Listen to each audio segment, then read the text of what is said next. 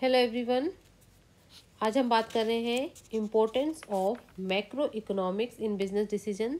समष्टि अर्थशास्त्र का व्यावसायिक निर्णयों में महत्व और वी कैन से इम्पोर्टेंस और यूजेस ऑफ मैक्रो इकोनॉमिक्स। समष्टि अर्थशास्त्र का महत्व अथवा उपयोग। तो देखिए, समष्टि अर्थशास्त्र संपूर्ण अर्थव्यवस्था को समझने में बहुत ही उपयोगी है और यही नहीं, समष्टि अर्थशास्त्र संपूर्ण अर्थव्यवस्था के आर्थिक विश्लेषण की दृष्टि से भी बहुत उपयोगी है। क्यों? क्योंकि ये विभिन्न राष्ट्रीय समस्याओं का समाधान करती है और उनका समाधान करके ही अर्थव्यवस्था को विकास के पथ पर अग्रसर किया जा सकता है। उसमें ये विशेष रूप से सहयोग प्रदान करती है। तो चलिए देख लेते हैं इसकी इम्पोर्टेंस।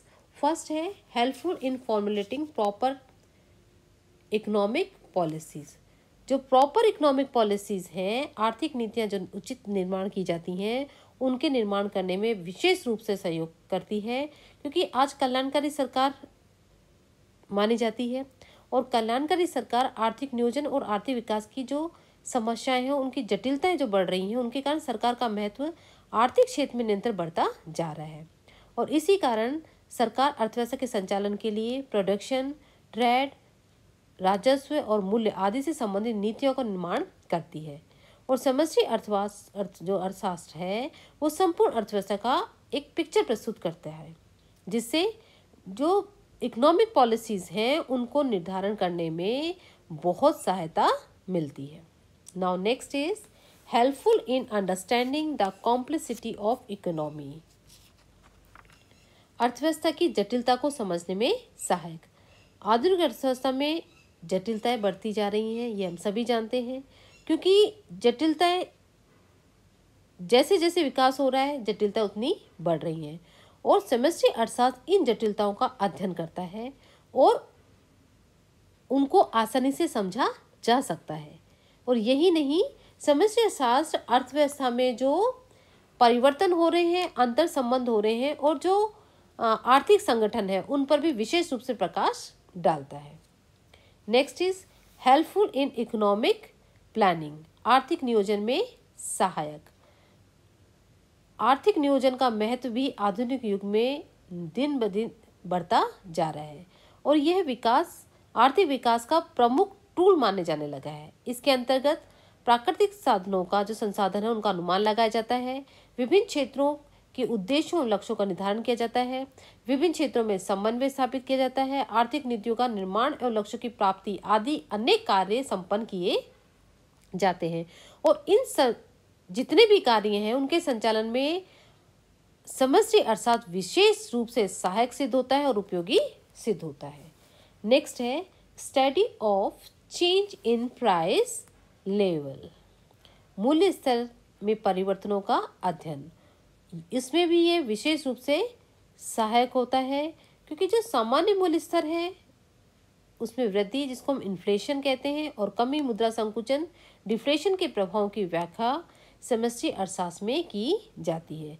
समष्टि अर्थशास्त्र हमें यह बताता है कि इन्फ्लेशन और डिफ्लेशन से देश के किस वर्ग को प्रॉफिट हो रहा है और किस वर्ग को लॉस हो रहा है, और सरकार इसी के आधार पर देश के विभिन्न वर्गों के जो अधिकतम कल्याण की बात करें, उनके संबंध में नीतियां बना सकती है और इन्फ्लेशन और डिफ्लेशन के कारण जो प्रतिकूल प्रभाव पड़ रहे हैं, उनको आसानी से रोक सकती है।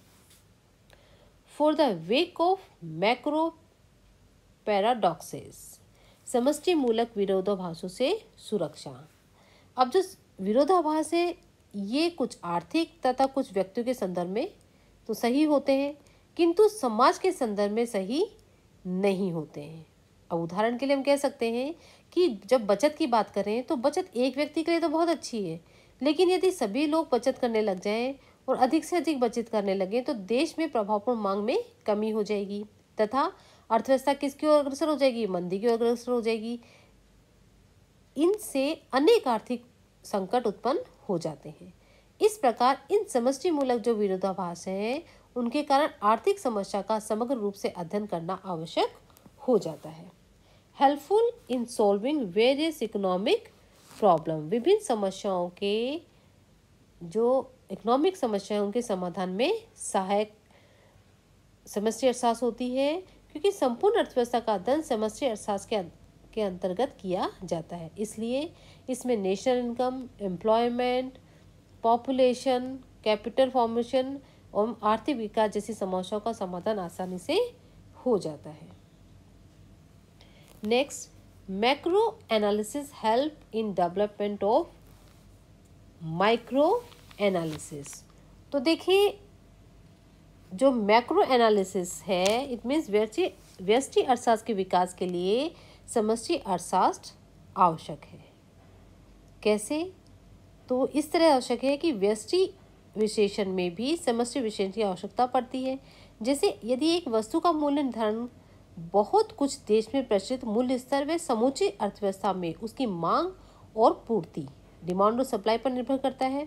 फर्म के सिद्धांत का प्रतिपादन भी बहुत सी फर्मों के व्यवहार को सामूहिक रूप से अध्ययन करने से ही होता है। और जब सम सीमांत उपयोगिता नियम की बात करें तो उसका प्रतिपादन भी व्यष्टि विशेषण के आधार पर तभी संभव होता है जबकि व्यक्तियों के समूह के व्यवहार का अध्ययन किया गया हो। इस प्रकार माइक्रो इकोनॉमिक्स के नियमों का निर्माण और उनकी जो टेस्ट का जो हम बात करें, उनके परख जो की जाती है वो समग्र के रूप में की जा सकती है। अतः इससे स्पष्ट है कि माइक्रो इकोनॉमिक के विकास में मैक्रो इकोनॉमिक का अपना एक बहुत बड़ा हाथ है, उसका महत्व है। नेक्स्ट है helpful in understanding the complexity of economy.